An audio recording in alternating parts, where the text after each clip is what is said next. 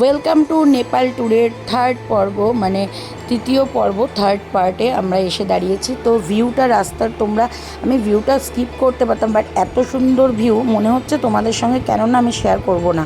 বিশ্বাস করো, দারুণ সুন্দর ভিউ ছিল। শুধু ভিউগুলো ওগুলোই উপভোগ করার মতন। আর কি বলবো, স্পট তো দেখবই, কিন্তু যে সাইড ভিউগুলো অস্বাভাবিক সুন্দর ছিল। নিচে ছোট ছোট গ্রামগুলো রয়েছে, আর আমরা পাহাড় পথে বেঁকে বেঁকে যাচ্ছি, গাড়ি একবার এপাশ থেকে এপাশ, অত্যন্ত সুন্দর। তারপরে আমরা একটা জায়গায় দাঁড়ালাম, একটু রেস্ট নিয়ে চা জল খেলাম, তারপরে এই ভিউটা উপভোগ করলাম। ভিউটাও খুব সুন্দর।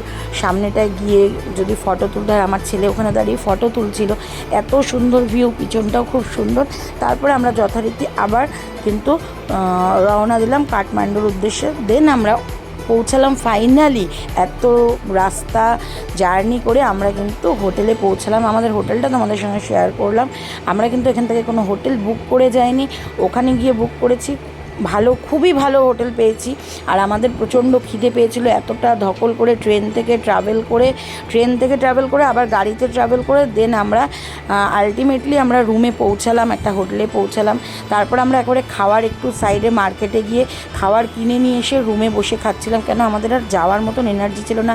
পরের দিন সকাল 7:30টার সময় কিন্তু আমরা একদম কাঠমান্ডুর যে পশুপতি মন্দির, যেটা সেইখানে কিন্তু আমাদের গন্তব্যস্থল ছিল। তো আমরা হাঁটতে হাঁটতে সুন্দর ভিউ উপভোগ করতে করতে, গাড়ি এসে দাঁড়িয়েছে, তারপরেও একটু হাঁটতে হয়, পার্কিং জোনে গাড়িটা দাঁড় করানোর পরেও একটু হেঁটে আমরা ওপরের দিকে উঠে কাঠমান্ডু যে আমাদের কাঠমান্ডু টেম্পল, সেখানেই আমরা গেছি। কিন্তু আমরা এতটা ওঠার পরে আমরা দেখলাম যে আমাদেরকে বলছে এটা টিকিট কাটতে হবে। আমাদের তো অত আইডিয়া নেই, ফার্স্ট টাইম গেছি।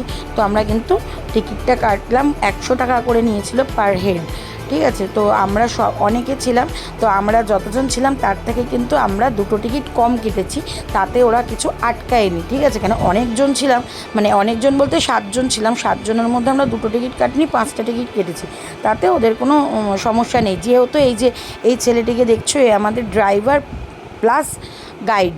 তো ও বলল যে দিদি, আমরা তো এখানে আমরা ট্যুর ট্রাভেলসের সঙ্গে যুক্ত, তো আমাদের টিকিট নেবে না, উপরন্তু আর একটা টিকিট এক্সট্রা না কাটলেও চলবে। আমাদের এই বুদ্ধিটা দিল এই ছেলেটি, যে আমাদের ড্রাইভার কাম গাইড, সে। তো সেই কথা মতন আমরা 5টা টিকিট কেটেছি, 500 টাকা দিয়ে।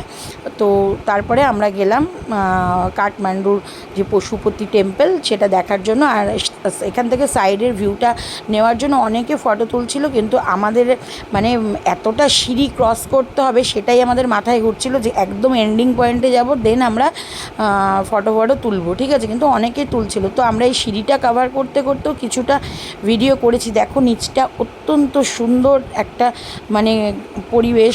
ওখানটা জানি না আমি শহর না গ্রাম, তো সব বাড়িগুলো মনে হচ্ছে সেই যেরকম ছবি এঁকে সাজায় সেরকম সাজানো। আর অবশ্যই ওঠার সময় স্টলগুলো কিন্তু দেখতে পাবে, নেপালি স্টল। তোমরা যদি জিনিস কিছু কিনতে চাও কিনতে পারো, কিন্তু আমি কিনিনি, কেন আমার মনে হলো অত্যাধিক দাম। আর নেক্সট ভিডিওতে তোমাদের কাঠমান্ডুর যে মন্দির, সেটা অবশ্যই তোমাদের দেখাবো।